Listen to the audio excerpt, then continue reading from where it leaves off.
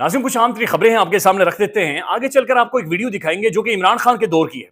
यानी ये पाकिस्तान का वाहिद शख्स था या वाहिद वज़ीर आज़म था कि अपने सामने 20 से 25 पाकिस्तान के दिग्गज यानी तोपें जर्नलिस्ट को बुलाकर ही कहता था मुझे 2-2.5 घंटे सवालात करें। और आज वही जर्नलिस्ट कह रहे हैं कि काश काश एक दफा फिर ऐसा मौका मिल जाए, या क्या कोई आज के दौर में भी मौजूद है कि जो इस तरह से प्रेस कॉन्फ्रेंस कर सके। ये आपको दिखाते हैं, लेकिन सबसे पहले नाज़रीन ये वीडियो देखें।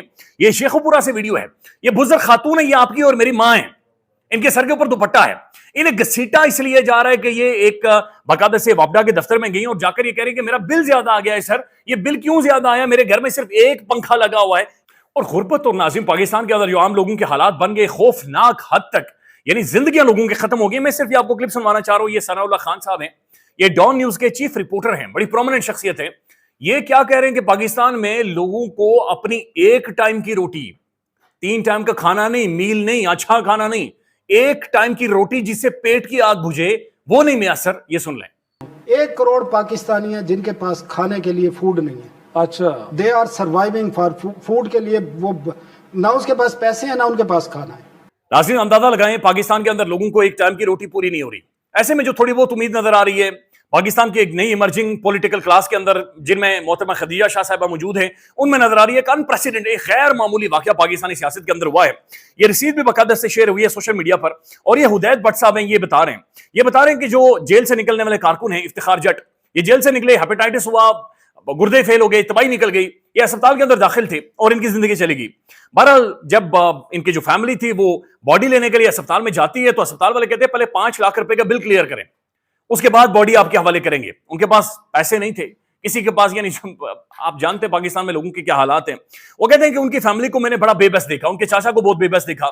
लेकिन इसी दौरान मोहतरमा खदीजा शाह साहबा वहां पर पहुंची और वो कह रहे हैं कि वो डायरेक्ट पेशी से पहुंची। उनके पास बैग नहीं था, पर्स नहीं था, बटवा नहीं था, कोई चीज नहीं थी, एटीएम कार्ड भी नहीं था। तो ये हुदैत भट्ट साहब जो तहरीर कर रहे हैं, वो ये कह रहे हैं कि खदीजा शाह मुझे साइड पर लेकर जाती हैं, मुझे ये कहती हैं कि बराए मेहरबानी तुम इनके 5 लाख रुपए वाजिबात अदा कर दो, मैं शाम को जाकर तुम्हारे अकाउंट में 5 लाख रुपए भेज दूंगी। वो कहते हैं कि मैंने 5 लाख रुपए दे दिए और शाम को खदीजा शाह साहबा ने जो वादा किया था मेरे अकाउंट में 5 लाख रुपए आ गए। नीचे उन्होंने रसीद शेयर की हुई है और वो कह रहे हैं कि मुझे बाद में ये मालूम हुआ कि वो खदीजा शाह असल में गुज़श्ता कई माह से खामोशी से इफ्तिखार जट के घर वालों की मदद कर रही हैं। हमें ऐसी खवातीन की जरूरत है जो दर्द समझती हों, जो बाकायदा से ना सिर्फ दर्द समझती हों बल्कि उस पर अमल भी करती हों, और जिनके अजीज जिनकी जो अज़्म है गैर मुतज़लज़ल हों। मैं खदीजा शाह पर फख्र महसूस करता हूं।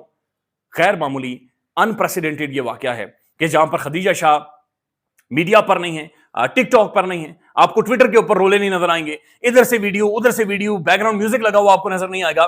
लेकिन जितने भी बीमार हैं या जो लोग जेलों से निकल रहे हैं, ये उनके घरों तक पहुंच रही हैं, ये उनकी फैमिलीज तक पहुंच रही हैं, ये बहुत सारों के मचलके जमा करवा रही हैं, ये उनका ट्रीटमेंट करवा रही हैं, ये उनकी बॉडीज अस्पताल से निकलवा रही हैं। तो पूरे एक स्पोर्ट जो उन्हें नजर आ रही थी इमरान खान के रूप में या तहरीक इंसाफ के रूप में, सिर्फ एक खातून जो फील्ड में नजर आ रही है वो खदीजा शाह साहिबा है, या बाकी बहुत सारी और खवातीन हैं जिनमें आलिया हमजा साहिबा, सनम जावेद साहिबा, ये अलग तरीके से रेजिस्ट कर रही हैं। लेकिन जो खदीजा शाह का रोल है ये बहुत ज्यादा रिक्वायर्ड था और वो अपने तरीके से किरदार अदा कर रही है, फाइनेंशियल सपोर्ट दे रही है उन लोगों को जो जेलों के अंदर मौजूद है और जो कि नौजवान सारे बंद हैं। तो ये एक बड़ी इंटरेस्टिंग चीज है जो कि हुई है।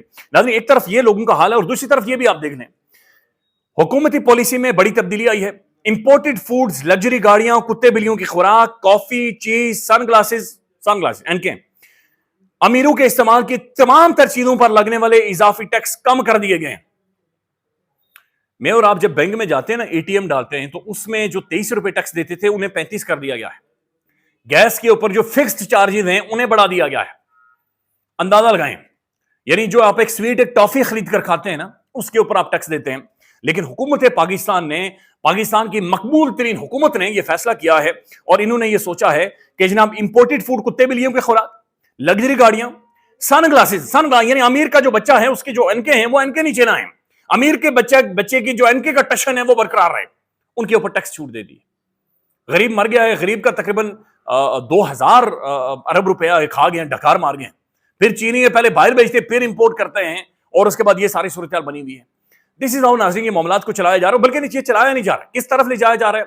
ये बैरिस्टर मुनीर फारूक साहब है, वो ये कह रहे हैं कि पाकिस्तान में आइन का नक्शा ही बदला जाएगा, पूरा आइन बदल दिया जाएगा, यानी आइन को ही फाड़ कर फेंक दिया जाएगा। सुन लें, नक्शा बदला जाएगा पाकिस्तान के आइन के हवाले से जो जरूरी आर्टिकल्स हैं या ज़रूरी जो उसके अंदर एलिमेंट्स हैं, अगर उनकी तब्दीली मकसूद हुई इस निज़ाम को तो तब्दीली भी हो जाएगी और आपको एक ऐसा मॉडल शायद नजर आए जिसके अंदर आपको लगेगा कि भाई अच्छा इसके ऊपर हम क्या सवाल, मतलब सवाल ये कि अच्छा भाई ये कैसे हुआ, ये तो बहरहाल वो उसकी शक्ल कानूनी होगी। और आज नाज़रीन सवाल करने वाला कोई नहीं है, आज सवाल पूछने वाला, ना तो कोई जवाब देने वाला है ना कोई सवाल करने वाला है। ये वीडियो देख लें आप 14 सेकंड की, ये प्राइम मिनिस्टर खान बैठा हुआ है, ये वज़ीर आज़म था ये बंदा, और मकबूल तरीन पाकिस्तान का वज़ीर आज़म था, मकबूल तरीन एक हीरो, एक लेजेंड के तौर पर बैठा हुआ है मोहम्मद मालिक साहब का सवाल है कि कल मैं आपका खान में आपका गला पकड़ूंगा या आपके फाइनेंस मिनिस्टर का गला पकड़ूंगा। एक जर्नलिस्ट उसके सामने बैठकर लाइव मीडिया में ये कह रहा है कि मैं कल किसका गला पकड़ूंगा, ये सुन लें। और खान ने ये कहा था कि मेरा गला पकड़िएगा, ये सुन लें।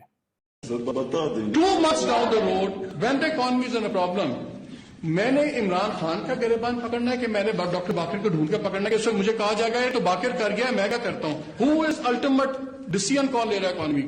और आप अंदाजा लगाएं नाज़रीन, आमिर मतीन साहब ने इसके ऊपर आज बाकायदा से ट्वीट किया है। यह बाकायदा पूछा गया है कि क्या आज 10% के मोहम्मद मालिक साहब उस वक्त महंगाई के ऊपर सवाल पूछते थे, गिरबान पकड़ते थे, तो क्या आज मोहम्मद मालिक साहब सवाल नहीं पूछ सकते? आमिर मतीन साहब ने ट्वीट किया और ये आमिर मतीन साहब मौजूद थे वहां पर। इन्होंने ट्वीट किया, लिखते हैं, क्या कोई ऐसी प्रेस कॉन्फ्रेंस आज हो सकती है? क्या किसी की जुर्रत है ऐसे सवाल कर सके? क्या किसी हुकूमत मुखालिफ को किसी प्रेस कॉन्फ्रेंस में क्या किसी हुकूमत मुखालिफ को किसी प्रेस कॉन्फ्रेंस तो छोड़ें, किसी सरकारी फंक्शन में भी बुलाया जा सकता है? हुकूमत मुखालिफ जर्नलिस्टों को या हुकूमत पर क्रिटिसाइज करने वाले साथियों को, इंडिपेंडेंट जर्नलिस्टों को हुकूमती फंक्शन में, प्रेस कॉन्फ्रेंसेस तो फंक्शन में भी नहीं बुलाया जाता। क्या शहबाज शरीफ, नवाज शरीफ या मरीम नवाज एक खुली प्रेस कॉन्फ्रेंस करने की जुर्रत कर सकते हैं? यही हाल जनाब मोदी का है। 14 साल में एक बार भी उसने प्रेस कॉन्फ्रेंस नहीं की।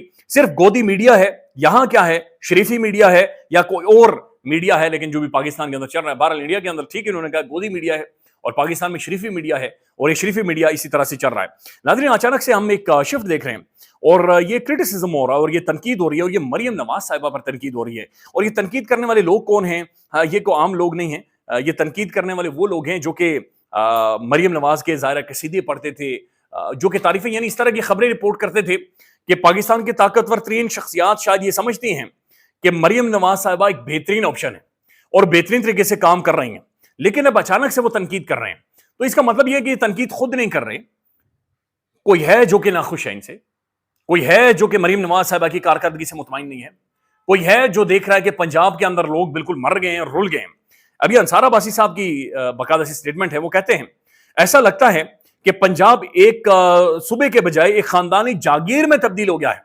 अंसार अब्बासी कह रहे हैं जब हर दूसरा मंसूबा या तो नवाज शरीफ के नाम से मंसूब होगा या मरियम नवाज के मंसूब होगा, तो फिर पंजाब का नाम सुबह मरियम और नवाज रख लेना चाहिए। यानी अंसार अब्बासी साहब कह रहे हैं कि पंजाब का नाम तब्दील करके इस पूरे सूबे का नाम मरियम नवाज और नवाज शरीफ सुबह, यह एक अलग नया सूबा होना चाहिए पाकिस्तान के अंदर कि मरियम और नवाज शरीफ पाकिस्तान का एक सूबा बनाकर इसे बाकायदा से रख दिया जाए।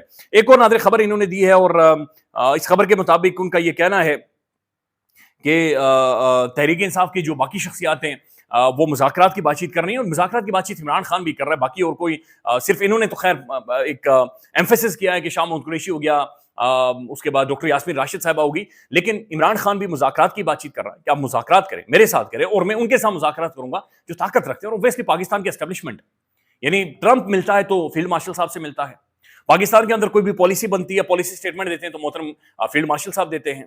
फिर जो मुनीर फारूक साहब कह रहे हैं कि आइन में तरामीम की जाएंगी, तो फिर इसका मतलब यही कि एस्टेब्लिशमेंट को एक आईनी रोल या आईनी किरदार दिया जाएगा। तो खान भी ये बातचीत कर रहा है। बहरहाल नाज़रीन, इमरान खान साहब के अकाउंट से ट्वीट आया है और उसके अंदर इमरान खान साहब ये कह रहे हैं कि 10 मुहर्रम के बाद बाकायदा से पाकिस्तान में प्रोटेस्ट की, एहतजाज की कॉल दे दी गई है और अवाम तैयार रहे। ख्याल रखिएगा। अल्लाह हाफिज़।